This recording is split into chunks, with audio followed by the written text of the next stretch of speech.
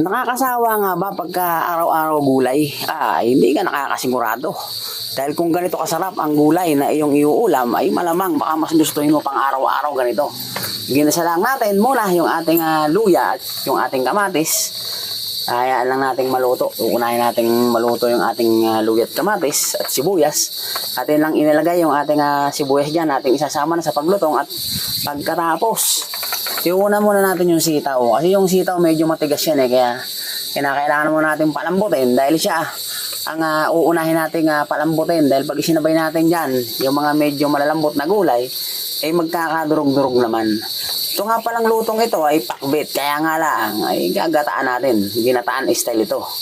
At pagkatapos nga natin matansya kung medyo luto na yung sitaw natin, medyo half cook lang yung sitaw natin nung ating inilagay na rin yung okra.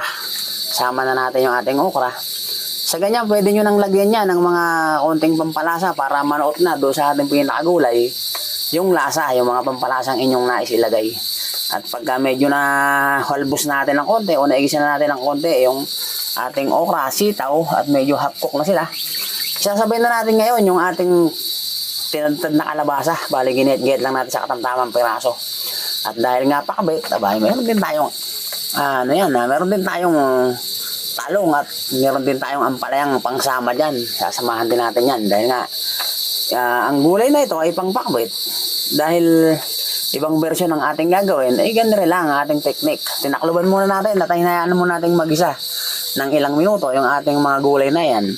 Pagka ilang minuto nakalipas at luto na yung ating mga gulay, titingnan nyo kung malambot na siya. Abay, syempre, ilalatag na natin yung ating panglahok.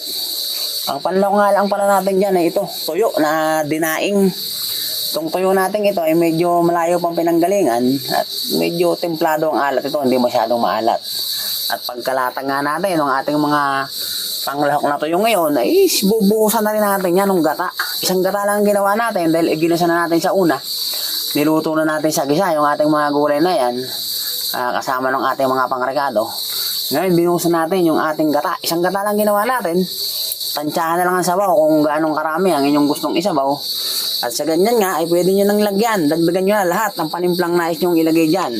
Dahil aantayin lang natin ng mga ilang minuto pa na medyo maluto pa ng konti yung ating mga gulay dahil medyo may tigas pa. Ilalagyan din natin ng konting pamintang durog at mga ilang panimpla. Nung ating antikman ay medyo kulang pa sa alat. Ating dinagdagan ng konti dahil ating ibinabalas na nga yung lasa.